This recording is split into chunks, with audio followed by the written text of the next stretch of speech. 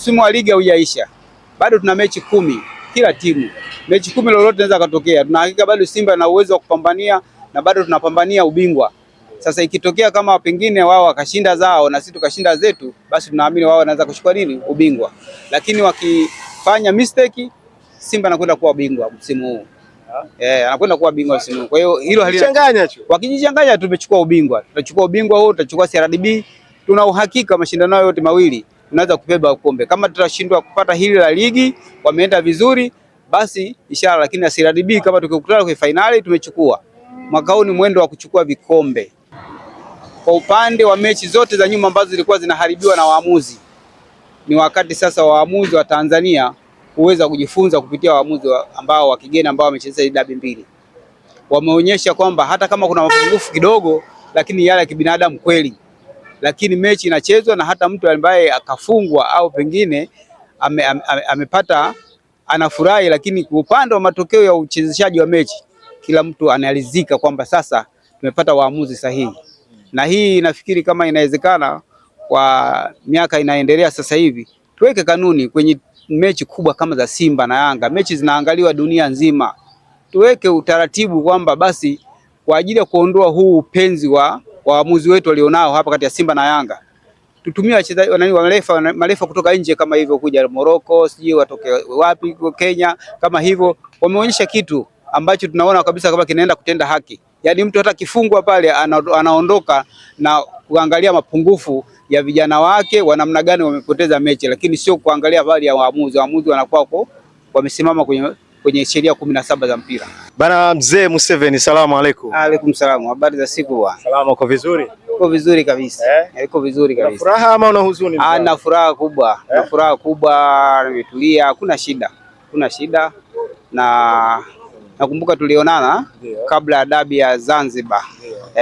Tukazungumza hapa, tukakwambia mikakati yetu na matunda ambayo tunategemea au matokeo tunategemea kutokea, na mwenyewe umeona tuko vizuri. Simba haina shida kabisa. Matokeo jana umeyafurahia ama kidogo kichwa chini? Matokeo jana nimeyafurahia na tumeyapokea kwa sababu sisi tulikuwa tunapokutana na Yanga basi tunaonekana wanyonge wa Yanga. Lakini sasa tuliamua kama ni wakati sasa tunataka tufute uteja.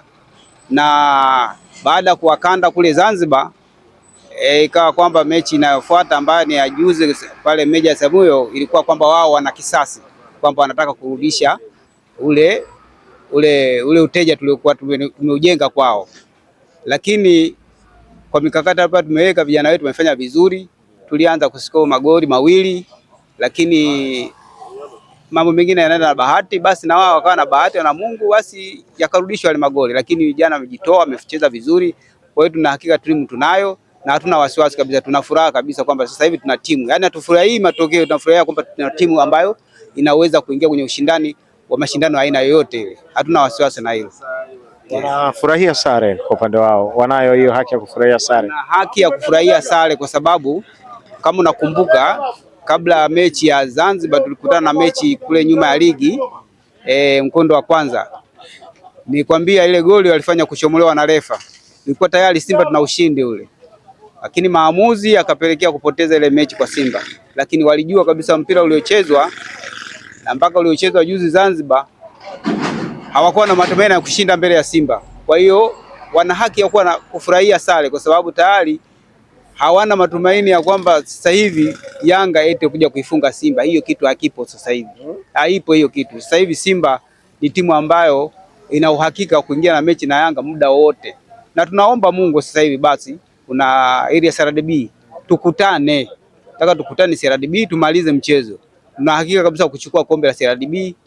Hata kama hili la ligi tutalikosa kwa sababu ya hiyo gap ya point 5, lakini CRDB tukikutana wameisha. Yaani unaamini kwamba msimu umeisha tayari mara baada ya sare hii na gap kuendelea kubaki alama 5 kama mwanzo? Msimu wa ligi haujaisha.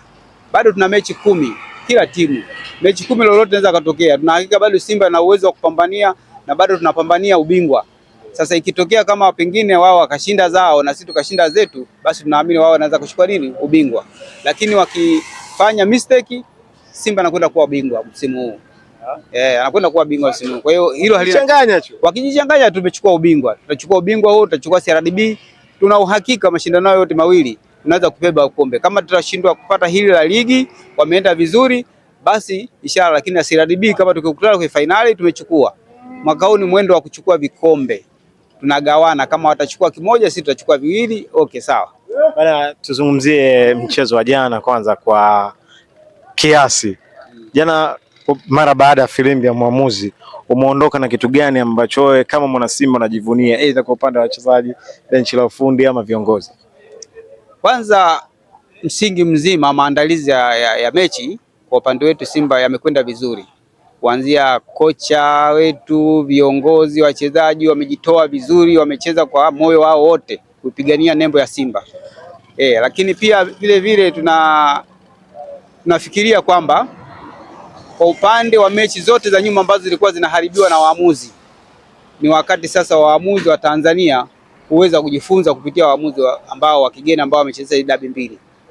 Wameonyesha kwamba hata kama kuna mapungufu kidogo, lakini yale ya kibinadamu kweli. Lakini mechi inachezwa na hata mtu ambaye akafungwa au pengine amepata anafurahi, lakini kwa upande wa matokeo ya uchezeshaji wa mechi kila mtu analizika kwamba sasa tumepata waamuzi sahihi. Na hii nafikiri kama inawezekana kwa miaka inaendelea sasa hivi, tuweke kanuni kwenye mechi kubwa kama za Simba na Yanga, mechi zinaangaliwa dunia nzima. Tuweke utaratibu kwamba basi kwa ajili ya kuondoa huu upenzi wa waamuzi wetu walionao hapa kati ya Simba na Yanga, tutumie wachezaji marefa kutoka nje kama hivyo, kuja Morocco, sijui watoke wapi, Kenya, kama hivyo wameonyesha kitu ambacho tunaona kabisa kama kinaenda kutenda haki. Yaani mtu hata kifungwa pale anaondoka na kuangalia mapungufu ya vijana wake wa namna gani wamepoteza mechi, lakini sio kuangalia habari ya waamuzi. Waamuzi wanakuwa wamesimama kwenye sheria 17 za mpira. Mjomba amezeeka ama anarudi utotoni? Mjomba yupi? Mjomba yupi? Kingunge. Kingunge? Kingunge Chama. Chama amezeeka, Chama kazaliwa. Chama kazaliwa sasa hivi. Chama sio wewe umeona ile goli aliyopiga jana? Ulitegemea maeneo kama mazingira kama anaweza kageuka akapiga goli kwa TikTok. Diara hakuiona ile. Diara ile ni goli ambayo inaenda kuwa ni goli la msimu. Ligi itamalizika, kuna goli itapatikana kama lile. Lile ndio goli ambalo limepatikana kwa ajili ya kufunga msimu wa ligi ya mwaka huu na itawekwa kama goli bora katika ligi ya Tanzania mwaka huu. Chama sio mtu mchezo. Chama nilikwambia kabla ya mechi ya Zanzibar. Nikakwambia Chama ni mtu mwingine, kazaliwa upya. Kwa hiyo tofauti na Chama aliyokuwa upande wa pili. Kule alijua sio kwake, alienda kupumzika. Nilikwambia kwamba ameenda kupumzika. Hapa amerudi kufanya kazi, kwa sababu hapa anafanya kazi akiwa na moyo na damu ambayo inachemka kwamba yeye ni Simba. Na akimaliza yule pale Msimbazi, kama tutakuwa Msimbazi au hapa wapi tunapojenga uwanja wetu Bunju, tunamjengea sanamu yule ya kumbukumbu kwamba tuliwahi kuwa na mchezaji huyu kutoka Zambia ambaye anaitwa Clatous Chota Chama, Mwamba Lusaka. Alifanya vitu gani hapa Tanzania? Itakuwa kumbukumbu. Sawa bwana. Sahihi. Bana, tumalize na hili. Una kipi cha kuambia viongozi wa Simba wakati huu timu ikionekana kuwa imesimama, imetulia, hakuna maneno kutoka kwa wanachama, mashabiki, wapenzi wa Simba, kila kitu kinakwenda vizuri? Viongozi wangu kwa sasa nahitaji wabaki kusimamia swala la umoja, ushikamano na kuondoa makando, na tena kwa muda ambao tunaendea sasa kwa ajili ya usajili. Ingawa tunasikia kwamba viongozi wameanza kutulia macho pembeni, kuangalia baadhi ya wachezaji ambao wanaweza kuongeza nguvu msimu ujao. Tunataka tupate wachezaji quality ambao wanaweza kaja kaleta kitu pale, tukaongezea pale. Tuna hakika mwakani tukiingia kwenye kombe la klabu bingwa lazima tucheze klabu bingwa. Tunataka tufike nusu finali, ikibidi finali. Simba inatakuwa iende mbali.